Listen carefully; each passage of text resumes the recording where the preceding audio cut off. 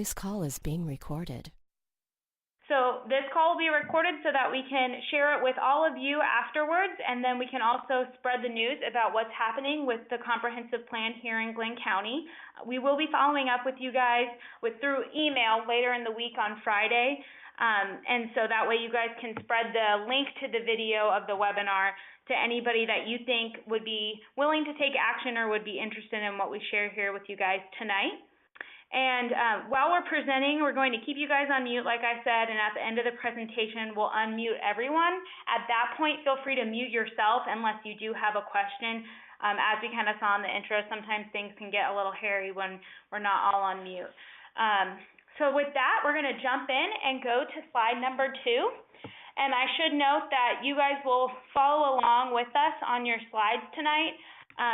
We'll do our best to remember to say the slide number that we are on. So moving forward, what we're going to do tonight is talk a little bit about the comprehensive plan, why we need it, and what we should be planning for. Then we'll cover a little bit about the details in Envision Glynn, which is the name of the comprehensive plan.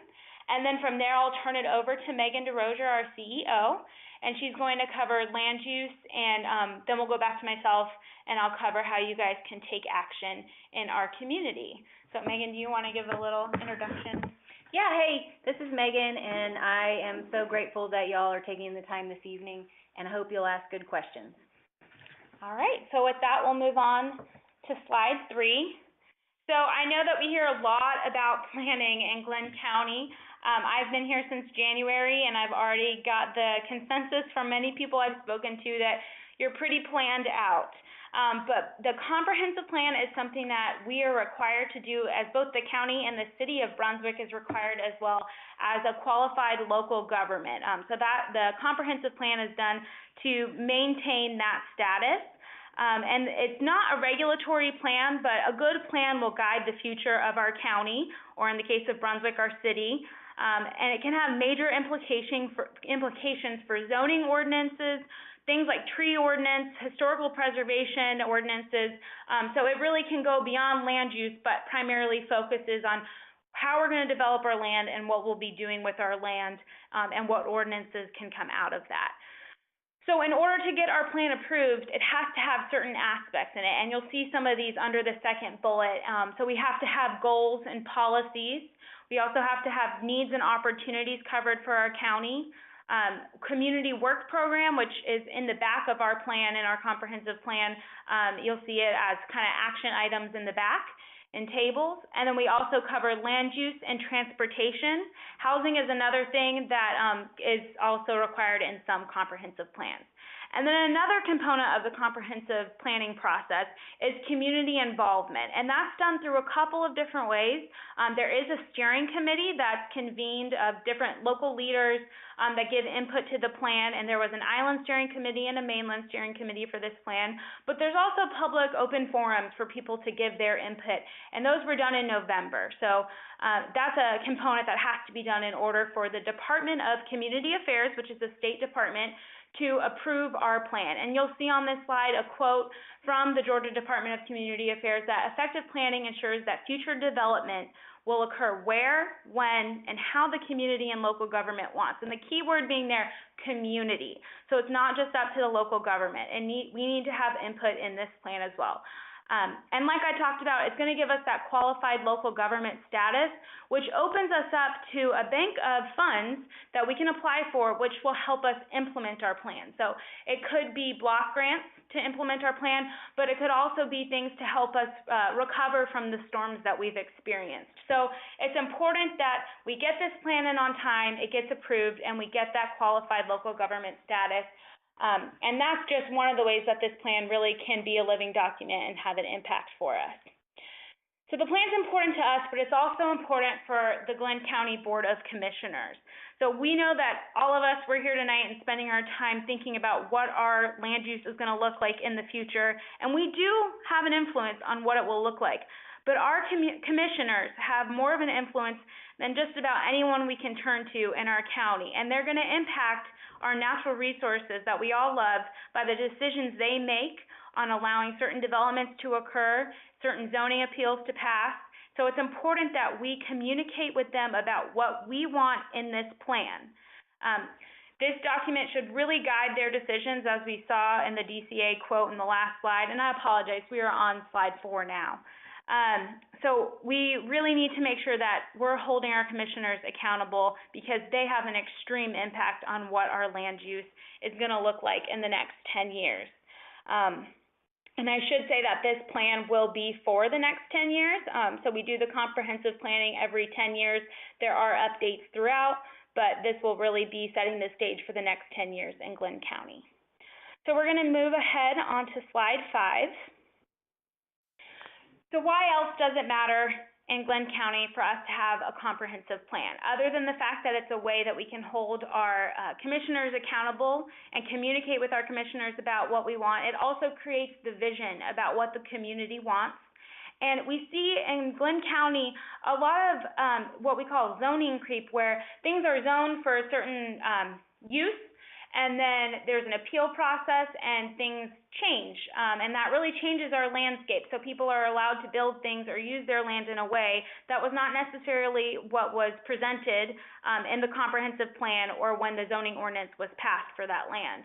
And so it's important that we use this plan as a vision for our county in order to hold them accountable and make sure that we're not changing our landscape step by step. We want to keep the big picture in mind.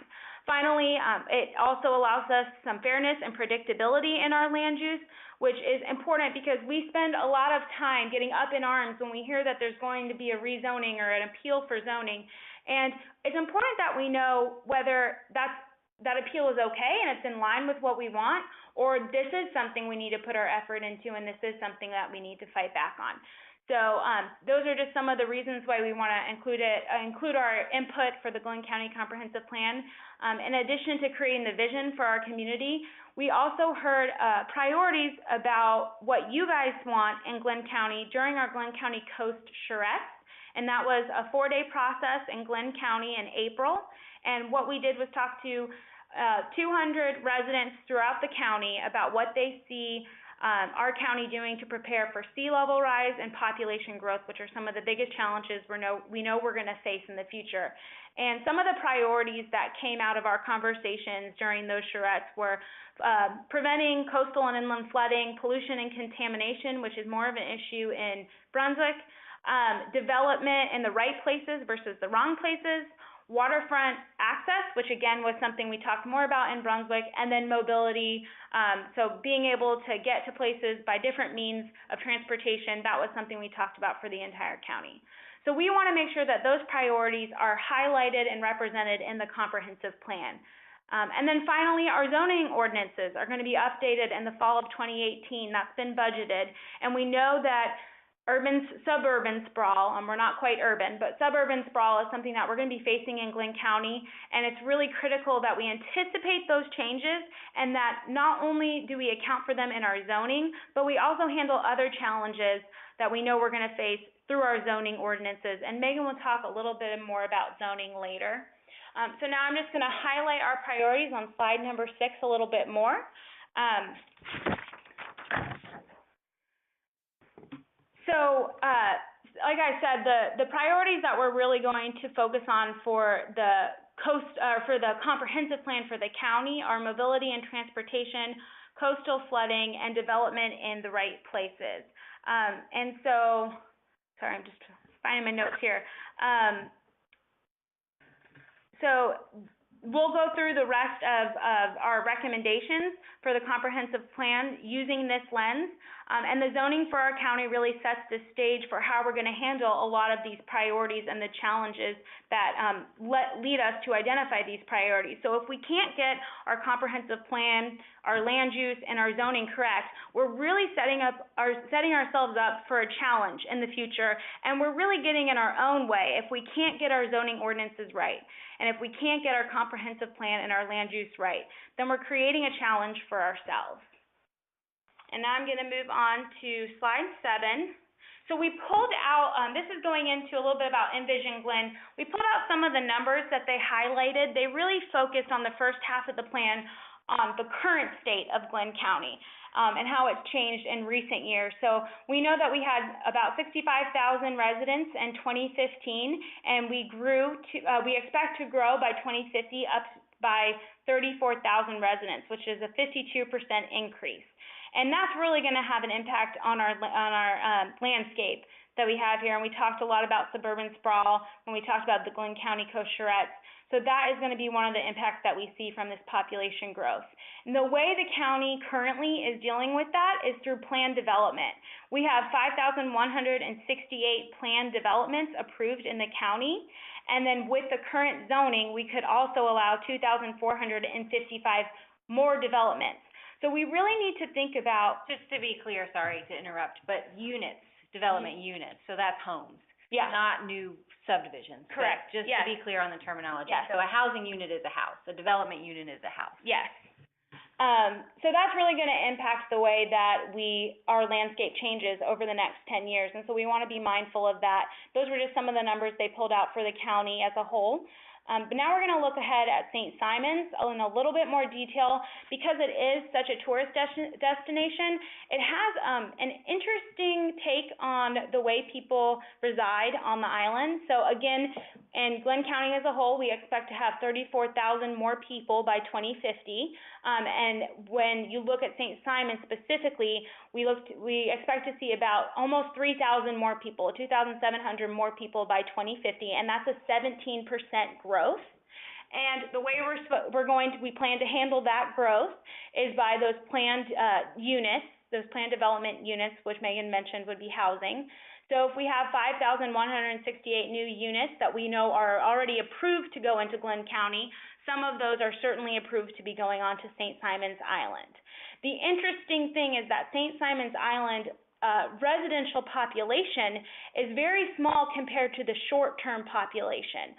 So I unfortunately did not put the residential population on my slide, but with the I believe it's about 15,920 residents. It's on the last square. But with the short-term population, meaning at peak tourist seasons, we could have up to 40,531 people on St. Simons Island. That's a growth of 250% of the residential population of St. Simons. So that puts tremendous pressure on our infrastructure, county services, and it really impacts the quality of life, because I don't know anyone that enjoys sitting in unusually large traffic. So that is something that we really want to consider when we're thinking about planned development units, because we want to accommodate tourism. Of course, it's important, and we want to accommodate development because it's important that we grow, but we do need to think ahead about what it's going to mean for accommodating with infrastructure and our county services, and what aspects of our quality of life we want to make sure we're prioritizing. So all of this will have an implication on our county budget, of course. So we just are in the midst of passing a county budget at $142 million. And then, of course, it will also impact our 374,000 acres that we have in Glynn County. And, of course, the long-term residents of St. Simons Island will also be impacted by this population growth and the way we choose to use our land on St. Simons Island, if we choose to continue to use it as short-term rental properties. So we're going to move on to slide number 9 right now. I mentioned on the first slide that some of the aspects required in the plan are goals and policies, and these are some of the goals and policies that really align with the priorities we heard, 3 of the priorities we heard in the coastal charrettes that we did here in Glynn County. So there's a lot there, and I'm definitely not going to read all of them to you because I'm sure you all can read through them yourselves, but I did just italicize a few that are extremely important to us. And so we want to see that we're improving our transportation system and implementing complete streets, and that's under our mobility. We also want to seek opportunities to share services with neighboring jurisdictions, and with that we mean we can't have public transportation just in the county. People are coming into Brunswick as well, so it may take some collaboration to make public transportation realistic. And then we also have under development in the right place to revitalize areas on the mainland that have really experienced underinvestment, and then in coastal and inland flooding to make appropriate proactive infrastructure investments to accommodate planned growth and mitigate the impact of storm surge and sea level rise. And I've heard the commissioners talk a little bit about this in my time here, so I do feel like it's a positive and promising aspect of this plan. So those are the goals and the policies that were presented in the plan and how they compare to our priorities that we heard talked about in the Glynn County Coast Charrettes. On the next slide, slide 10, you guys will see these are the needs and opportunities that were identified in the comprehensive plan draft. And so I won't go through them all again, but like I showed on the last slide, I have italicized a few that are important to us. So you guys can just take a minute and read through those. But these are really the aspects of the plan that they align with our goals as a community that we heard during the Glynn County Coast Charrettes, and they align with 100 Miles mission as an organization. So we want to make sure that these aspects of the plan are held in place as it goes into its final draft, and these are the parts of the plan or the aspects of the plan that we can return to over the next 10 years and point to and hold people accountable. This is what we wanted in our county, this is what we included in the comprehensive plan, and if we use this tool to the best of our ability, it can be an extremely powerful tool, and these needs and priorities as well as the goals and policies on the previous slide can really be our best friends to make sure that we can push through and advocate what we're hoping to see in our county. So with that, I'm going to hand it over to Megan, and she's going to cover a little bit of the land use that we see in the comprehensive plan and our recommendations as well. Thank you. Good job, Alex. So I'm Megan DeRosiers. I'm the founder and CEO of 100 Miles. And some of you may know this, but for those of you who don't, our mission is to preserve, protect, and enhance coastal Georgia's preserve, protect, and enhance the 100-mile Georgia coast. And one of the things that that Alex mentioned is the entities that have the biggest impact on the Georgia coast are our local governments. And so a lot of times I get asked, why does an environmental organization care about planning? From my perspective, planning is what it is all about. If we do not develop our communities and designated developable areas correctly, then pressure will remain on places like St. Simons and West Glynn and areas that don't have access to adequate infrastructure. So it's very important that we get the developable areas correct, right? We pass ordinances that are efficient and that put development in the right places so that we can protect those places that define coastal Georgia. And so I'm going to walk you through basically how a comprehensive plan works. It starts with something called a character area, and we're going from like the 30,000 foot view down to the 10-foot view. So character areas are areas that are designated by geography and that are distinguishable from other areas due to either natural features, predominant land uses, mix of land uses, economic relationships, or design characteristics of the built environment. So this is a mandate from the Department of Community Affairs that comprehensive plans include the designation of character areas in a county. From the designation of character areas, this is the map that shows the character areas in Glynn County in this draft comp plan, and we will come back to it. From that, there is derived what we call future land use. Future land use is land use, basically how the land is used. So whether it's conservation, whether it's marsh, whether it's low-density residential, whether it's commercial. It's not the same as a character area. A character area is what an area feels like and looks like. Land use is how the land is actually being used. And from that land use, so this is supposed to be about what the future land use looks like, then we draft our zoning ordinances.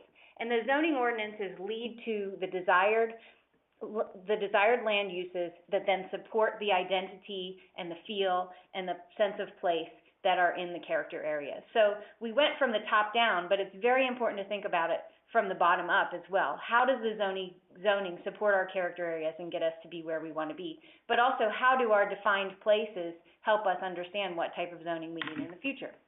Zoning defines what basically can be done with our land. It leads to land use, but it also leads to important details like structure height, density, street width, type of impervious or pervious surface for development, things like that. And so it's very important that as we develop zoning, we're considering what we want to be, what we want to look like, and we're writing zoning ordinances that will reflect that, but also that will be adhered to in the future as people come up to develop property.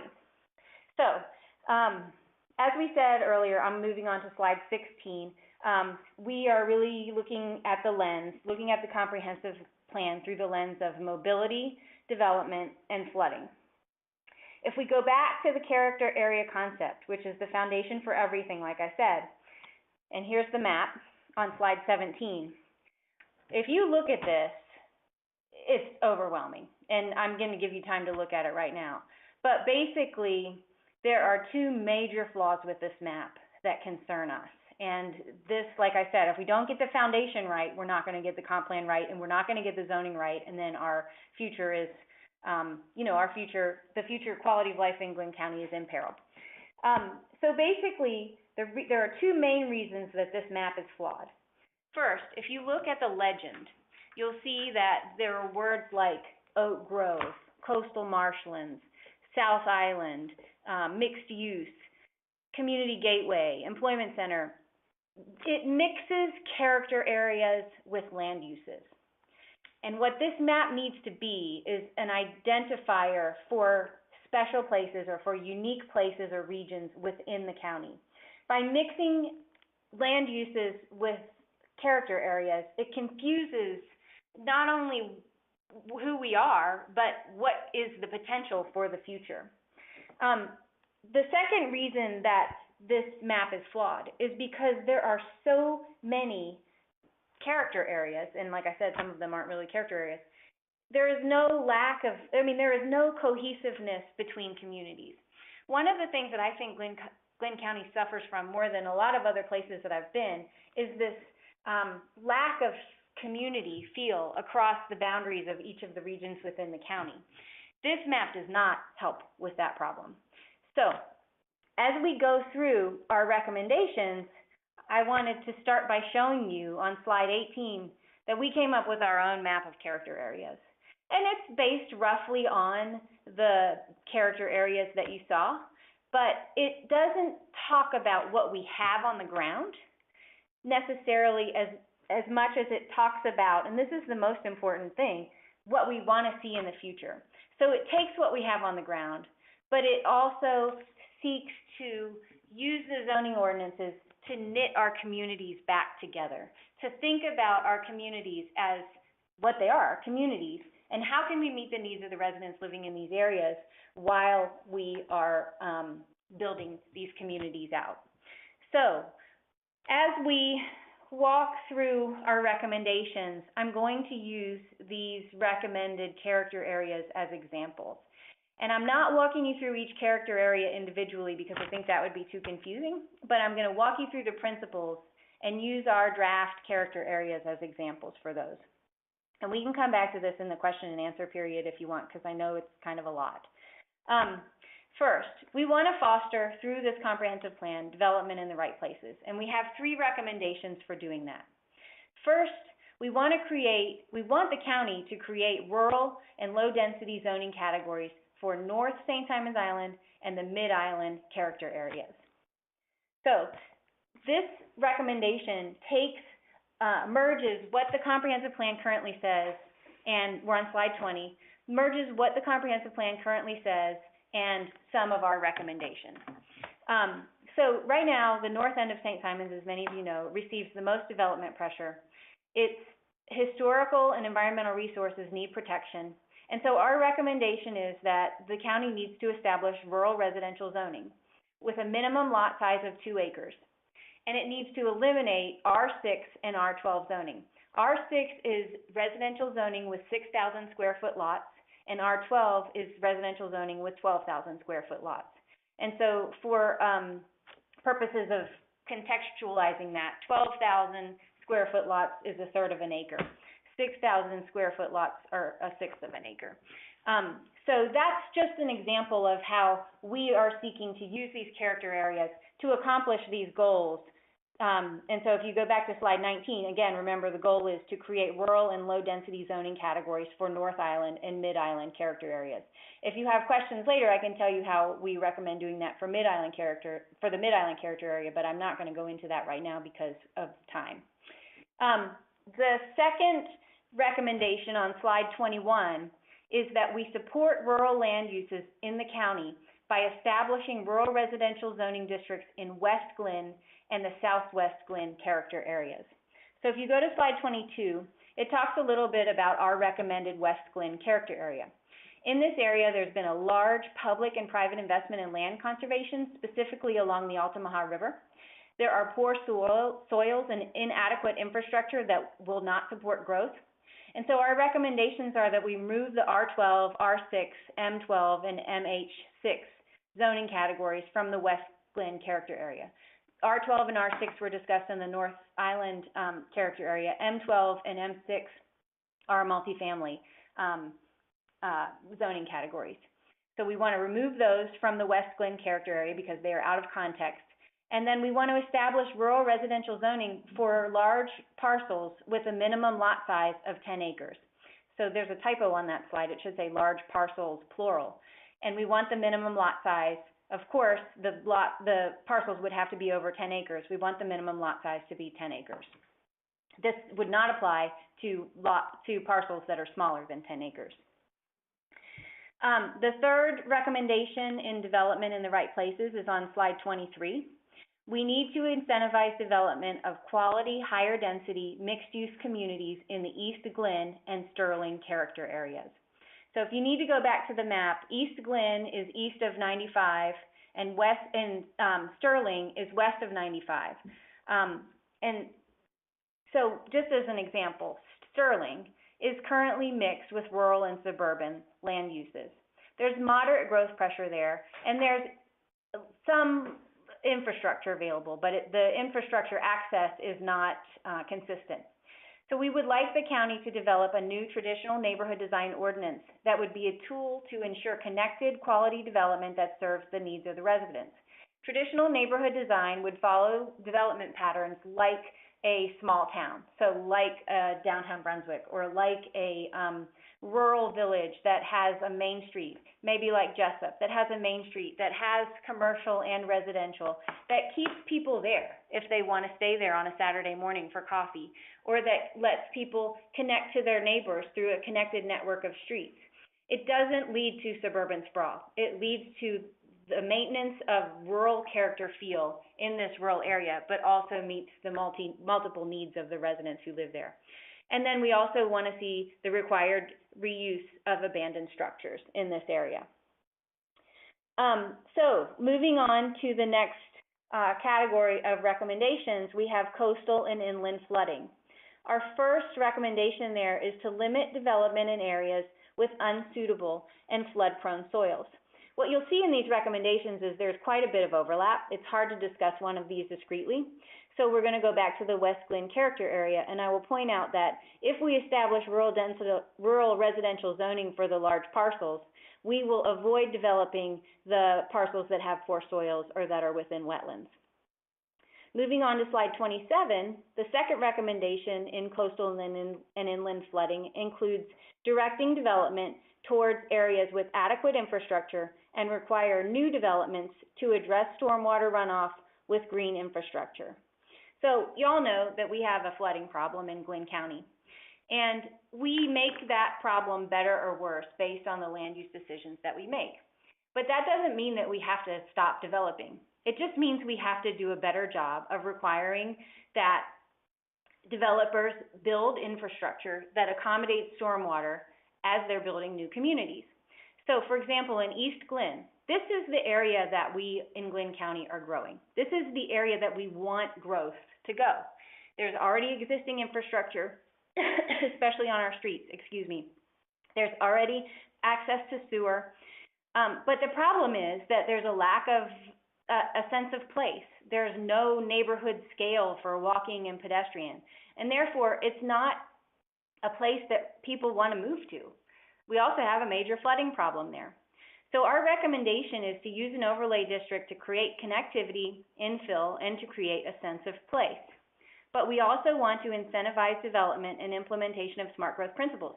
Some of those smart growth principles include building green infrastructure. Green infrastructure accommodates stormwater through the use of bioswales and rights-of-way, green roofs, rain gardens, permeable paving, and cisterns and rain barrels, for example. So there are ways to accommodate this flooding as we move forward in the county that are interesting and that can help us create a sense of place. We just have to admit that we have a flooding problem and work to do something about it. I'm going to turn it back over to Alex to address mobility, and then she'll also talk to you about what we can do, what we need you to do next, and we will take questions then. All right, thanks, Megan. So just to review mobility, a common misconception is that it's just talking about walking around, but it's really about having options to get around. So it's not just making that choice to bike or walk, but making sure that our community is built up in a way that does give us options. So our first recommendation is to require mobility studies that include an analysis of existing street capacity, but also access to bicycle and pedestrian infrastructure and any mobility impediments, which is also an important characteristic to consider. It's not just always adding in bike lanes, but also what are the impediments that are keeping people from choosing to bike or walk to wherever they need to go. So if we move on to, I apologize, we're on slide 29, but we're going to move on to slide 30. And that is where we have our Southwest Glynn character area. So this is an example of where people may not feel safe choosing to ride, or they may not have the infrastructure to choose to ride their bicycle or walk wherever they need to go, because we have I-95 that splits down the middle of this character area, which means we have a lot of traffic, and some of it may be heavy traffic from trucks. And so we want to make sure moving forward that we really look at how we can improve what we already have there and identify the impediments that are keeping people from choosing different types of mobility and limiting our mobility in that character area, but also what we can do to improve that. And that might be setting aside some green space to make it more comfortable for people to use other modes of transportation and improve the mobility in that area. And it also may be creating more connectivity between the neighborhoods in that area.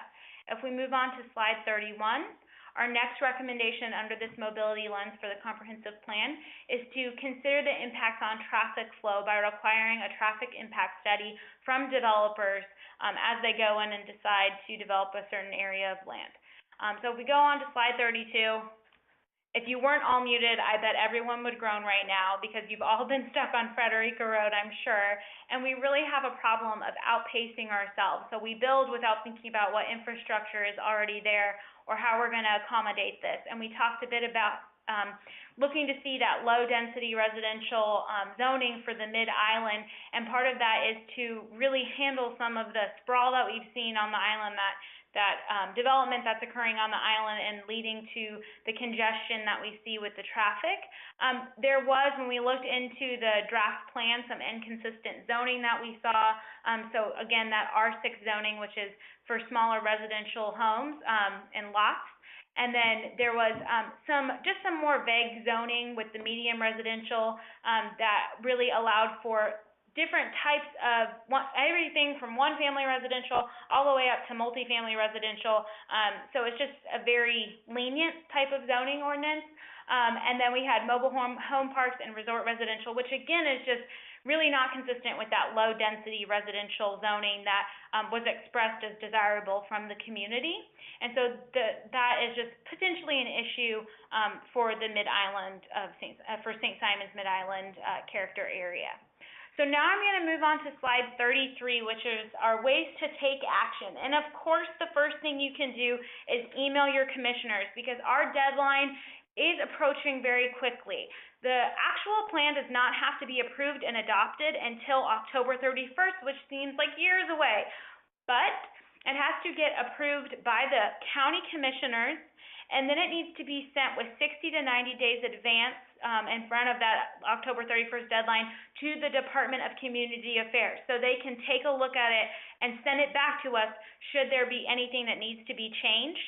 The commissioners would then look at it again and have to resubmit it and have it approved by that October 31st deadline. So your most immediate way of getting in touch with them is obviously to email your commissioners, and you can find out who your direct commissioner is on the county's website if you aren't sure. But another way is to go meet with them. So a lot of the commissioners have times where you can go meet with them. Tomorrow evening, Commissioner Murphy at 6 p.m. will be having a town hall, and we will be there. And I've linked my email address to that. You'll see it underlined in blue. If you are interested in getting with us to talk about some talking points, you'll have about 2 minutes to talk at that town hall. And so we would love to get a group of people engaged talking to Commissioner Murphy about what we would like to see in the comprehensive plan. We all know his district, St. Simons Island area, and the island, both the islands, but specifically St. Simons, is going to be pretty impacted by this comprehensive plan, and it could really make or break our future right now, or the way that the leverage we have to hold them accountable for what's going to happen on St. Simons Island. It's pretty critical. So we would love to get people together and make sure that we can have a cohesive voice tomorrow night. So please click that link and email me if you would like to be involved with us with that tomorrow night. The County Commission at their work session on Tuesday, June 19th, will be hearing a presentation from the consultants themselves about this plan. So if you're looking to get another perspective or just hear it from what they have to say about the plan, you can attend that work session.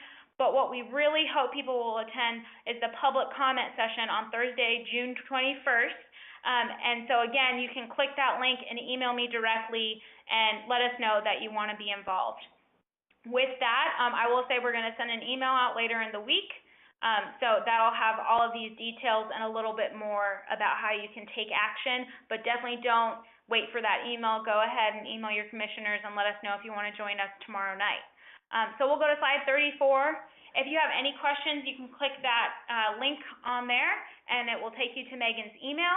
I'm going to also go ahead and unmute everybody. If you guys could mute yourselves unless you're going to ask a question, that would be ideal.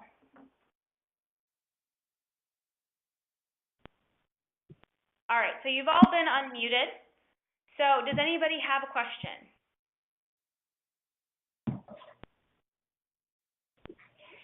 Where is the meeting tonight? So the meeting tomorrow night? Yes, It's at CPOMS. thank you. And there's also a Facebook event on Commissioner Murphy's Facebook. Thank you. So I have a question. This is Leslie Greatzer.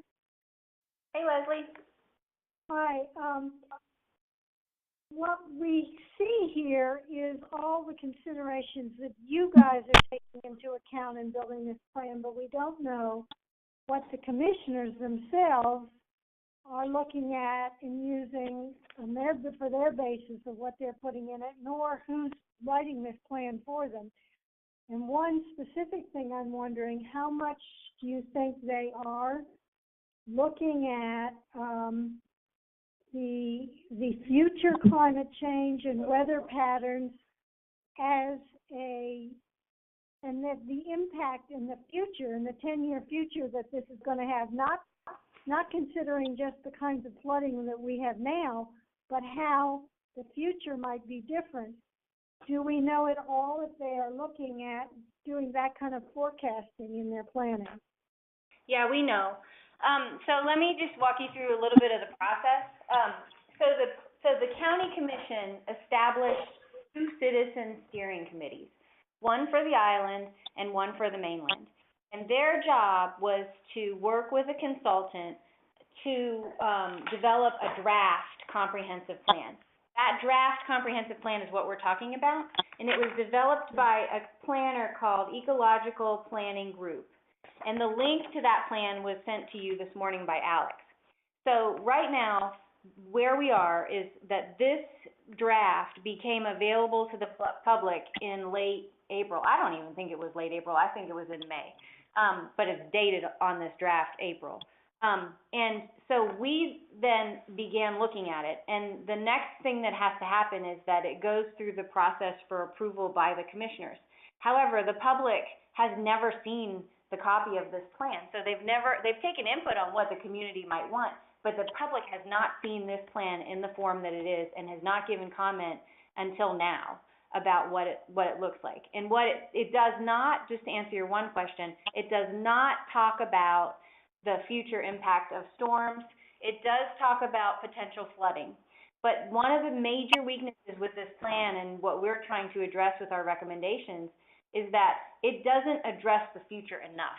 It spends time talking about what exists on the ground than it does about what we need to see in the future. And that's really how our comments are meant to help influence. Because if you look at Chapter 6, which is the land use chapter, it's like 80 pages, but it's all about defining the existing character areas and what's on the ground now. And there is 1 1/3 pages dedicated to future land use.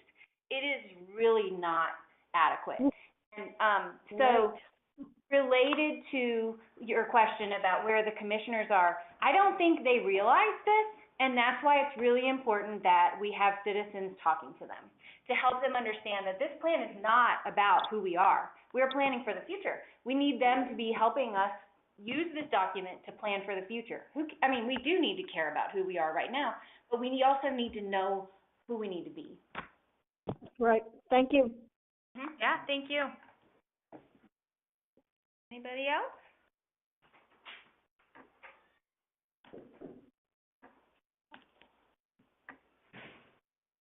All right.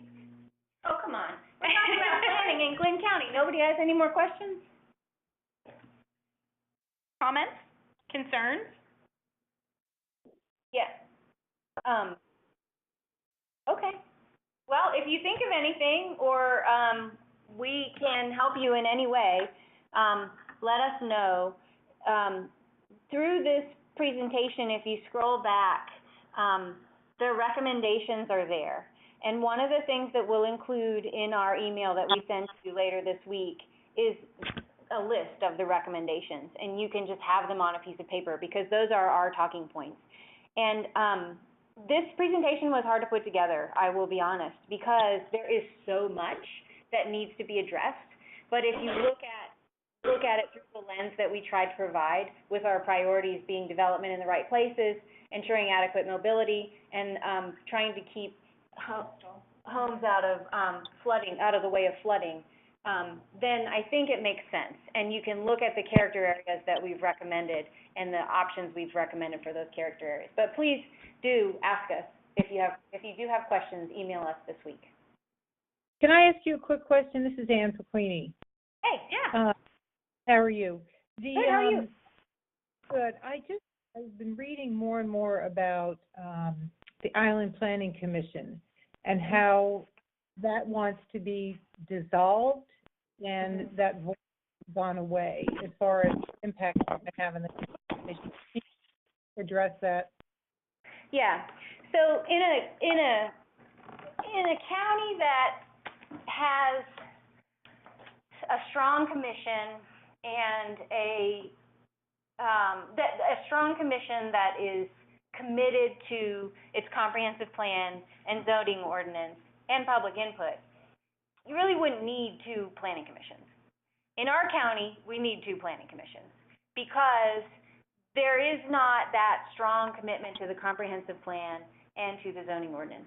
And evidence of that need for 2 commissions is the desire for the county commission to do away with the Island Planning Commission. So we need to work to make sure that the county doesn't get rid of that Island Planning Commission. And that's another thing that you can comment on to the commissioners through our email system that we will deliver to you, through our email that we'll deliver to you this week. Again, maybe in the future we'll all feel comfortable that the county can have 1 planning commission because the people they appoint to serve on it would do a good job, but for both the island and the mainland. But that's not the reality that we live in today. Agreed. Thank you. Sure. And I will say, somebody asked me this week, why didn't we just look at St. Simon's? And the reason that we didn't just look at St. Simon's, and probably you all know this, but I'll tell you, is that we really feel like we have to look at the whole county. If we're going to take pressure off of St. Simon's, we need to make the mainland better. And the only way that we can do that is to really pay attention to the comp plan and the zoning ordinances. Go ahead. Yeah. Any other questions? Yeah, this is Rick. I'm going to ask a quick one. Obviously, some of the points, and I'm thinking specifically about the changes to the R6, R12, and the multi-housing, seem to be something that we need. If you, reflect on comments that have been made in various community meetings and letters to the editors, it seems like it captures the spirit of many people that are concerned in the county. Do the county commissioners have any positive feeling toward this type of a zoning change? Or is this a concept that you are sharing with us that we might agree on, but might be totally foreign to the whole mentality of the county, which seems to be, go it as fast as you can, as profitably as you can? Or is there any indication that these changes might even be considered? Well, let me just tell you two things to answer your question. One is that the changes to R12 and R6 and M12 and MH6, they were recommendations that we were going to make, but the consultant already made them in the draft plan. So those were examples of recommendations that we are going to enforce and reinforce with the county, but they did not originate with us. I mean, they maybe did. We thought of them separately, but they're in there.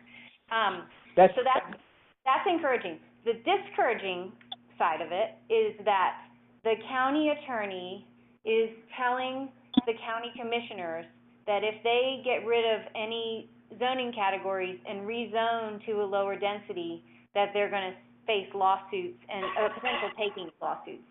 So what we have to do, and I'm trying to think of the best way to do it, is find an outside legal source that can refute that. Now, everybody always believes their own county attorney, and so that's why this is a hard problem to solve, because I can bring in a lawyer who can say that's not true and we can show case law, but the county commissioners won't read it. We have to convince the lawyers that they're incorrect, and that's the challenge that we have. So I also think that the commissioners know that if you downzone a property, it's a politically difficult thing to do, and so they may be interested in hearing that they're going to face lawsuits, and so that's a reason for them not to do it. You're right, Rick, to identify that as a challenge, because it is. But the more people they hear from, specifically the more landowners they hear from in those areas, the more cover they'll get for doing something difficult. Thank you.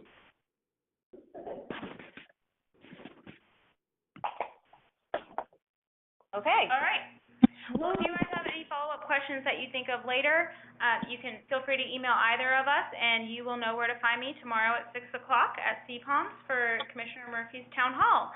So I'll see some of you guys there. If you would like some talking points, feel free to reach out to us before tomorrow evening.